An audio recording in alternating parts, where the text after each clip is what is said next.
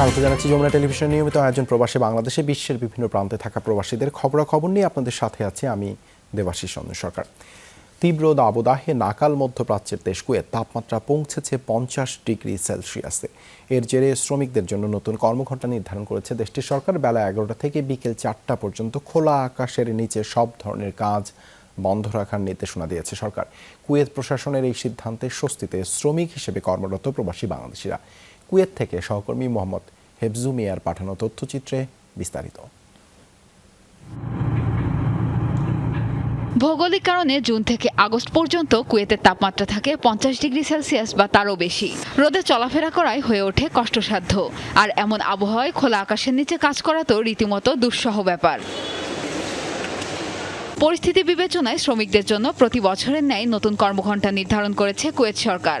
বেলা 11টা থেকে বিকাল 4টা পর্যন্ত খোলা আকাশের নিচে সরকারি বেসরকারি সব ধরনের কাজ বন্ধ রাখার নির্দেশ দেওয়া হয়েছে। বড় প্রকল্পগুলোর নির্মাণ কাজও হবে রাতে। নির্দেশনা বাস্তবায়নে শিল্প ও কনস্ট্রাকশন প্রকল্পগুলোতে বাড়ানো হবে প্রশাসনের নজরদারি। নির্দেশ অমান্য করলে রয়েছে জরিমানার বিধান। কুয়েতের নির্মাণ খাত ও কৃষি খাতে কাজ করেন বিপুল সংখ্যক প্রবাসী বাংলাদেশি। তীব্র দাবদাহ শুরুর পর থেকে বিপাকে তারা দেখা দিয়েছে স্বাস্থ্য ঝুঁকিও। তাই সরকারের সময়োপযোগী সিদ্ধান্তে উচ্ছ্বসিত প্রবাসীরা।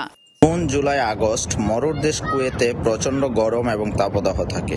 তাই প্রবাসী শ্রমিকরা বাহিরে চলাফেরা এবং কাজ করতে খুব কষ্ট হয়। তাই মানবিক দৃষ্টিকোণ থেকে কুয়েত সরকার প্রতি বছর গরম আসলে প্রবাসীদের জন্য বিশেষ সুযোগ সুবিধা দিয়ে থাকেন এবং গরমের সময় বাহিরে কাজ করায় কিছু শিথিলতা নিয়ে আসেন। আমরা কুয়েত সরকারের এই সিদ্ধান্তকে স্বাগতম জানাই এবং ধন্যবাদ জানাই কুয়েত সরকারকে এবং প্রবাসীদের যাতে তারা স্বস্তি ফিরে পায়, প্রবাসীদের মধ্যে যে একটা স্বস্তি ফিরে এসেছে, এর জন্য আমরা কুয়েত সরকারকে অনেক অনেক ধন্যবাদ জানাই। জুনের 1 তারিখ থেকে কার্যকর হওয়া নতুন এ নির্দেশনা জারি থাকবে আগস্ট মাস পর্যন্ত। প্রিয়াঙ্কা চক্রবর্তী, যমুনা নিউজ। বিশ্বের বুকে লাল সবুজের পতাকাকে সমুন্নত রেখেছেন বাংলাদেশের বীর সেনানীরা। বিরোধপূর্ণ বিভিন্ন স্থানে শান্তি ও নিরাপত্তা প্রতিষ্ঠায় তারা অঙ্গীকারাবদ্ধ। আন্তর্জাতিক শান্তিরক্ষী হিসেবে ব্লু হেলমেটে জীবনের শেষ রক্তবিন্দু দিয়ে লড়ছেন শত্রুদের বিরুদ্ধে। সংঘর্ষে আহত কিংবা নিহত হলেও শান্তির প্রশ্নে চির উন্নত মমশীল। প্রতিবাদের মতো এবারও পালিত হচ্ছে আন্তর্জাতিক জাতিসংঘ শান্তিরক্ষী দিবস। এবারের প্রতিপাদ্য আমার মাঝেই শান্তির সূচনা। আরও জানাচ্ছেন আহমেদ রেজা, ছবি তুলেছেন তানভীর মিজান। জ্ঞানটা দিল হালকা করে এবং আমার অস্ত্রটা খুঁজছিলাম ফায়ার হচ্ছে, আমি তখন গ্রাউন্ডে পড়ে আছি, এটা আমার কাছে আসলে মেনে নেওয়া ডিফিকাল্ট। 2017 সালের 24 সেপ্টেম্বর সংঘাতপূর্ণ পশ্চিম আফ্রিকার দেশ মালিতে জাতিসংঘের শান্তিরক্ষী কার্যক্রম পরিচালনা করছিল বাংলাদেশি শান্তিরক্ষীরা। এ সময় স্থানীয় সন্ত্রাসীদের সাথে শুরু হয় সংঘর্ষ। সাহসিকতা ও পেশাগত দক্ষতার সাথে সন্ত্রাসীদের প্রতিহত করে বাংলার সেনারা। কিন্তু সংঘর্ষের এক পর্যায়ে সন্ত্রাসীদের পুঁতে রাখা ইম্প্রোভাইজড এক্সপ্লোসিভ ডিভাইস বা আইইডি বিস্ফোরণে 3 জন বাংলাদেশি শান্তিরক্ষী শহীদ হন, আহত হন 4 জন। আহতদের একজন বিশ্ব শান্তিরক্ষার অকুতোভয় যোদ্ধা মেজর শেখ আহমেদ জাদিদ, যিনি সেই দুর্ঘটনার পর হারিয়েছেন এক পায়ের শক্তি। রয়েছে নানা শারীরিক ও মানসিক ট্রমা, তবুও দমে যাননি কখনো। গ্রাউন্ডের উপর দিয়ে যাচ্ছিলাম আর কি। তো আমাদের লোকেশনটা ছিল বামে, আমরা বাম থেকে সম্পূর্ণ ডানে আসার প্ল্যান ছিল।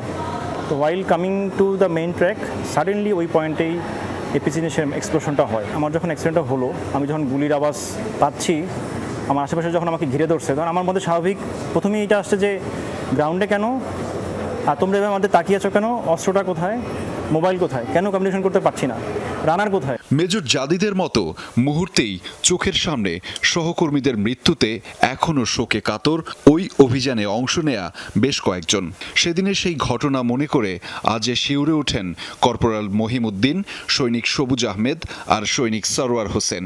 যখন আমাদের জ্ঞান ফিরছে, আমরা হাত পা লাড়তে পারতেছি, তখন আমরা বুঝতে পারছি যে আমরা আহত হয়েছে কিন্তু বেঁচে আছি। তোমার মেরুদণ্ডের হাড় 3টা ভেঙে গেছে, হাড়ের মাঝখানে যে একটা জেলের মতো থাকে, ওই জেলটা বাইরে হয়ে গেছে।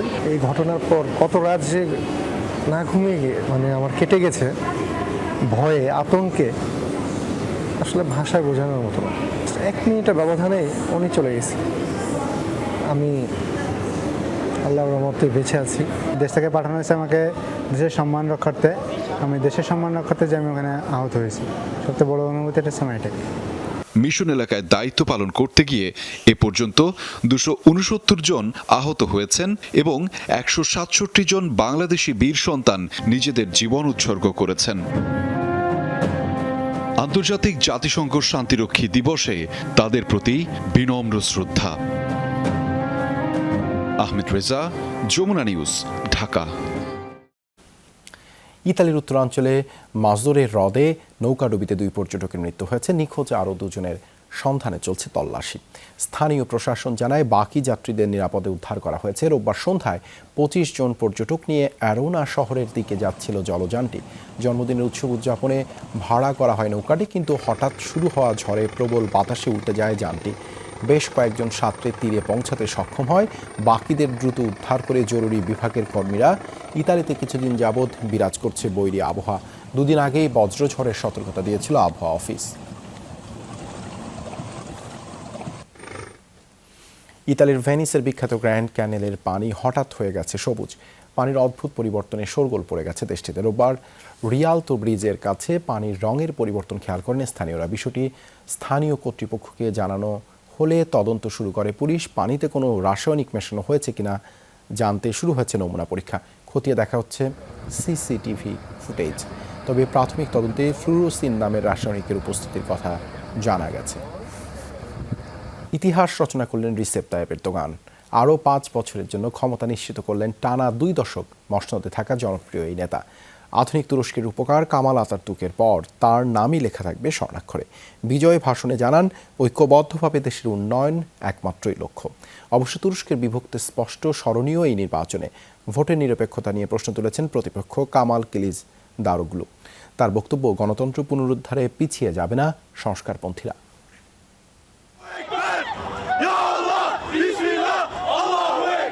এরদোগানি তুরস্কের ক্ষমতায় ফিরছেন ছিল জোরালো পূর্বাভাস। সে কারণে শতভাগ ফল না পেলেও রাস্তায় নামেন কর্মী সমর্থকরা। দিন শেষে বিজয়োল্লাস অবশ্য ব্যর্থ হয়নি। আনুষ্ঠানিক ফল ঘোষিত হয়নি, তবে জাতীয় নির্বাচন কমিশনের হিসাবে ম্যাজিক ফিগার উতরে গেছেন একিপি প্রধান। 52.16% ভোট পেয়েছেন এরদোগান। তবে এই নির্বাচনে তুরস্কের মতাদর্শিক দ্বন্দ্বটা সবার সামনে স্পষ্ট, কারণ দেশের অর্ধেকের মতো জনসংখ্যা বা 47.8% মানুষের সমর্থন জয় করেছেন কামাল কিলিচ দারোগলু। তাই রাজধানী আঙ্কারায় রাখা এরদোগানের প্রথম বিজয় ভাষণেই উঠে আসে বিভেদ মেটাতে ঐক্যের ডাক। জানান, দেশে বিদ্যমান সংকট মোকাবেলা তার মূল চ্যালেঞ্জ। সেই চত্বরে উপস্থিত ছিলেন 3,20,000 মানুষ। সব বিতর্ক সহিংসতার অবসান ঘটল। এখন ঐক্যবদ্ধভাবে লক্ষ্য এবং স্বপ্ন পূরণের সময়। খুব শিগগিরই নিত্যপণ্যের দামে লাগাম পরানো হবে, নিয়ন্ত্রণে আনা হবে মূল্যস্ফীতি। কাজটা খুব সহজ নয়, তবে অসম্ভব নয়। আস্থা, স্থিতিশীলতা খুবই গুরুত্বপূর্ণ বিষয়। সেটির উপরেই নির্ভর করে গড়ে উঠবে শক্তিশালী অর্থনীতি। পরাজয় স্বীকার করেননি প্রতিপক্ষ দারোগলু। উল্টো তার অভিযোগ, নির্বাচনের প্রায় সব স্তরে ছিল পক্ষপাতিত্ব। সব বাধা উপেক্ষা করেও তাকে সমর্থন জুগিয়েছেন সংস্কারপন্থীরা। ইতিহাসের সবচেয়ে পক্ষপাতদুষ্ট নির্বাচন হলো তুরস্কে। মনে হলো একটি রাজনৈতিক দলের জন্য নিবেদিত প্রাণ পুরো রাষ্ট্র। একজনের পায়ের নিচে বিছিয়ে দেওয়া হলো সব সুযোগ সুবিধা। সবার প্রতি অনুরোধ, গণতন্ত্র পুনরুদ্ধারের লড়াই অব্যাহত রাখুন। আধুনিক তুরস্কের জনক হিসেবে পরিচিত কামাল আতাতুর্ক ছিলেন টানা 15 বছর প্রেসিডেন্ট। সেই কাতারেই নতুনভাবে নাম লেখালেন 69 বছরের রিসেপ তাইয়েপ এরদোগান। মৌলি ইসলাম, যমুনা নিউজ। তৃতীয় দফা তুরস্কের প্রেসিডেন্ট নির্বাচনে জয়ের পর থেকেই বিশ্ব নেতাদের অভিনন্দনে ভাসছেন রিসেপ তাইয়েপ এরদোগান। ফলাফল প্রকাশের পর থেকেই সামাজিক যোগাযোগ মাধ্যমে তাকে শুভেচ্ছা জানাচ্ছেন বিশ্ব নেতারা। দ্বিপাক্ষিক ইস্যু ও বৈশ্বিক চ্যালেঞ্জ মোকাবেলায় নেটোর মিত্র হিসেবে একসাথে কাজ করার আশাবাদ ব্যক্ত করে অভিনন্দন জানিয়েছেন মার্কিন প্রেসিডেন্ট জো বাইডেন। শুভেচ্ছা জানিয়েছেন সাবেক প্রেসিডেন্ট ডোনাল্ড ট্রাম্পও। প্রিয় বন্ধু উল্লেখ করে অভিনন্দন বার্তা পাঠিয়েছেন এরদোগানের ঘনিষ্ঠ মিত্র রুশ প্রেসিডেন্ট ভ্লাদিমির পুতিন। এছাড়াও ইউরোপীয় ইউনিয়ন কমিশনের প্রেসিডেন্ট উর্সুলা ভন ডের, ব্রিটেনের প্রধানমন্ত্রী ঋষি সুনাক, ইউক্রেনের প্রেসিডেন্ট ভলোদিমির জেলেনস্কিও জানিয়েছেন অভিনন্দন।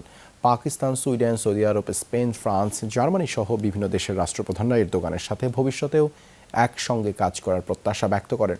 এদিকে আবারও এরদোগান নির্বাচিত হয়, উৎসবে মেতেছে যুক্তরাজ্যে বসবাসরত প্রবাসী সমর্থকরা। রোববার সন্ধ্যা থেকে সেন্ট্রাল লন্ডনে শুরু হয় এরদোগান সমর্থকদের উল্লাস। জনপ্রিয় নেতা রিসেপ তাইপ এরদোগানের স্মরণীয় জয়ে উল্লাসে মেতেছে ফিলিস্তিন। রোববার রাতে উৎসবের নগরীতে পরিণত হয় গাজা উপত্যকা। রাতেই প্রাথমিক ফলাফল শেষে উল্লাসে মেতে ওঠেন ফিলিস্তিনিরা।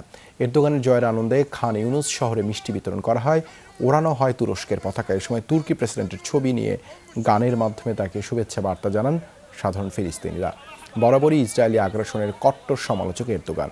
যে কোনো হামলা, সহিংসতায় জানিয়েছেন ধিক্কার।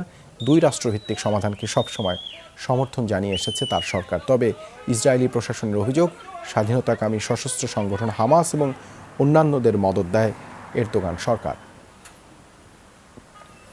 ডিজিটাল নিরাপত্তা আইন নিয়ে উদ্বিগ্ন বলে জানিয়েছেন জাতিসংঘের বিশেষ দূত অলিভার ডি শাটার। সকালে রাজধানীর একটি হোটেলে সংবাদ সম্মেলনে তিনি এই কথা বলেন। জাতিসংঘের বিশেষ দূত বলেন, বাংলাদেশে এই আইনের অপব্যবহার করা হচ্ছে। এই আইন সুশীল সমাজের কাজের ক্ষেত্র কমিয়ে দিয়েছে বলে মন্তব্য করেন তিনি। বলেন, ডিজিটাল নিরাপত্তা আইনের ফলে সরকারকে কোনো ধরনের প্রশ্ন করা যায় না। মধ্যপ্রাচ্যে বাংলাদেশি শ্রমিকদের অবমূল্যায়ন ও হেনস্থা যেন না করা হয়, সেই আহ্বানও জানান তিনি। একই সঙ্গে সঠিক দামে যেন বাংলাদেশের পোশাক কেনা হয়, ক্রেতা দেশগুলোর প্রতি সেই আহ্বান জানান জাতিসংঘের বিশেষ দূত। অলিভার ডি শাটার আরও বলেন, বাংলাদেশের ধারাবাহিক উন্নয়ন সব মানুষকে সমান সুবিধা দেয়নি। দারিদ্র্য কমেছে, কিন্তু মোটা দাগে বৈষম্য বেড়েছে বলেও মন্তব্য করেন তিনি।